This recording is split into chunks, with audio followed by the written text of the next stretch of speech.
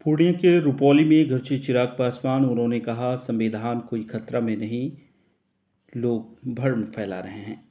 दरअसल पुणे के रुपौली में उपचुनाव को लेकर +2 राज्य संपोजिक सुखदेव सर्वोदय उच्च माध्यमिक विद्यालय टीकापट्टी के क्रीड़ा प्रांगण में बने हुए चुनावी मंच से डिप्टी सीएम सम्राट चौधरी, केंद्रीय मंत्री चिराग पासवान, जीतन राम मांझी और राजस्व एवं भूमि सुधार मंत्री डॉक्टर दिलीप जायसवाल सहित कई नेताओं ने एनडीए समर्थित जदयू प्रत्याशी कलाधर मंडल के समर्थन में चुनावी जनसभा को संबोधित किया। मंच संचालक संजय कुमार मंडल कर रहे थे। डिप्टी सीएम सम्राट चौधरी ने भारत माता की जय और जय श्री राम के बोल के साथ सभा को संबोधित करते हुए कहा कि बिजली आपके घरों तक सरकार ने पहुंचाया, लेकिन अब मोदी और नीतीश की सरकार ने तय किया है कि हम एक एक घर को बिजली मुफ्त तो नहीं देंगे, लेकिन बिजली बिल ही उत्पन्न नहीं हो, बिजली पूरी तरह सोलर युक्त करेंगे, जिससे गरीबों को बिजली बिल ही आना बंद हो जाए। आपने 24 साल से एक प्रत्याशी को जिताने का काम किया है। इस बार नीतीश जी के उम्मीदवार के तौर पर कलाधर मंडल हैं। राजद प्रत्याशी बीमा भारती के बारे में उन्होंने कहा कि चुनाव लड़ने गई राजद के उम्मीदवार के तौर पर राजद के लोगों ने उन्हें वोट ही नहीं दिया। राजद के लोग यदि उन्हें वोट देते तो क्या 25,000 वोट ही आता? क्या राजद के लोग कभी अति पिछड़ों को आगे नहीं बढ़ा सकता? उनको सिर्फ बढ़ाने दूसरे की चिंता ही नहीं है।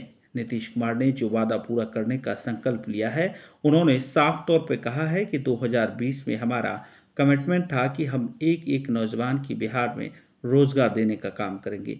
याद कीजिए 2005 में जब नीतीश कुमार मुख्यमंत्री बने, 6.5 लाख लोगों को नौकरी देने का काम किया।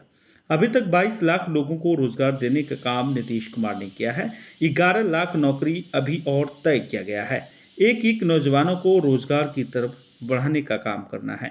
टीकापट्टी में चुनावी सभा को संबोधित करते हुए केंद्रीय मंत्री जीतन राम मांझी ने अपील करते हुए कहा कि एनडीए के प्रत्याशी कलाधर मंडल को भारी बहुमत से जिताने का काम करें, इसीलिए कि बिहार में नीतीश कुमार की सरकार है और दिल्ली में नरेंद्र मोदी की सरकार। डबल इंजन की सरकार से अलग का एक विधायक होगा तो क्षेत्र का विकास बाधित हो जाएगा। उन्होंने कहा कि हम 44 वर्ष के राजनीति जीवन का मैं अनुभव आपके साथ शेयर कर रहे हैं, इसलिए हम कहना चाहते हैं कि कलाधर मंडल को वोट कीजिए। उन्होंने विपक्षी पर जोरदार हमला बोलते हुए कहा कि आज भी वे लोगों को भ्रम फैला रहे हैं। उन्होंने साफ तौर पर कहा कि किसी भी परिस्थिति में ना तो नीतीश कुमार की सरकार में कोई बाल बांका कर सकता है और न भारत सरकार के प्रधानमंत्री को तो बाल बांका करने का तो कोई सवाल ही नहीं उठता। उन्होंने मुख्यमंत्री की कुर्सी छोड़कर उन्हें बैठाया और पत्रकारों से बात करवाया। उन्होंने कहा कि रुपौली का अगर विकास करना हो तो एनडीए प्रत्याशी कलाधर मंडल को काफी वोटों से जिताने का काम कीजिए। वही मंत्री दिलीप जायसवाल ने संबोधित करते हुए कहा कि बिहार सरकार का मंत्री बाद में पहले आपका एमएलसी भी हूँ। पूरे लोकसभा में 25,000 वोट भी भारती को आया, रुपौली का भी नाक कटा दी। अब फिर से आई है एमएलए के एक चुनाव में वोट मांगने, उसे कोई हक नहीं है। रुपौली विधानसभा की जनता से वोट मांगे।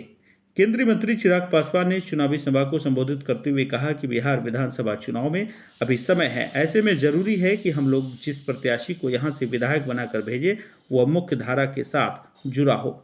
ऐसे प्रत्याशी को जिता कर भेजें जो जीत कर जाने के बाद मुख्यमंत्री के साथ में बैठकर आप लोगों की समस्या का समाधान कर सके, प्रधानमंत्री से मुलाकात कर बड़ी से बड़ी विकास की योजना को लेकर आ सकें।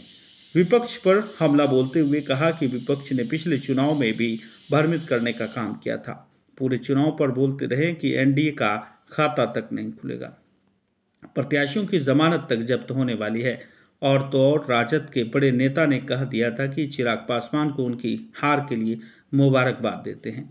परिणाम क्या हुआ? परिणाम में न सिर्फ चिराग पासवान और हमारी पार्टी 5 की 5 लोकसभा सीटें जीते, बल्कि हमारा एनडीए गठबंधन भी बड़ी जीत के साथ हम लोगों ने बिहार में अपनी विजय दर्ज करा दी। प्रधानमंत्री ने जब पहली कदम रखा तो संविधान के सामने अपना शीश झुकाकर नमन करके आगे कार्य करने का उन्होंने संकल्प लिया।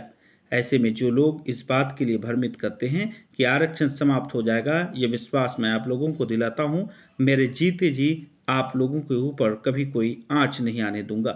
ये वादा आप लोगों से कर जाता हूं। एचबी स्टार 24 न्यूज के लिए पुणे रुपौली से बम कुमार जायसवाल की खास रिपोर्ट।